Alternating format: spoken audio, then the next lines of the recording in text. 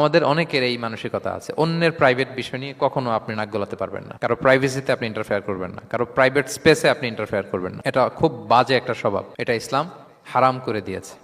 আমাদের অনেকের মধ্যে আছে খুঁটে খুঁটে, ভাই এটা কি ওইটা কি করছেন, সরকারি চাকরি না প্রাইভেট চাকরি, বেতন কত, বয়স কত, ওইটা কত ওইটা কত, হাবি যাবি, এটা তার ইটস নট হিজ বিজনেস। তারপরে মানুষ খুঁচিয়ে খুঁচিয়ে নিঃসন্তান দম্পতি আমি দেখেছি, তাদেরকে পেলে অনেকে, ভাই কি সমস্যা, কয় বছর হইল, বাচ্চা নিচ্ছেন না কেন, কবে হবে, কার সমস্যা, আপনার সমস্যা না ভাবির সমস্যা, বেটা তোর কি সমস্যা এটা বল।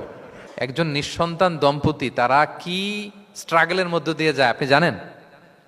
এটা তার জন্য পরীক্ষা। ওই পরীক্ষার মধ্যে আপনি খুঁচিয়ে খুঁচিয়ে, মানে সে kind of his a gynaecologist, treatment দিচ্ছে, ভাই কি হয়েছে এইটা ওইটা, তাদেরকে বিব্রত করে একটা পরিস্থিতিতে ফেলা, এম্বারাসিং একটা সিচুয়েশনে ফেলা, এটা হারাম।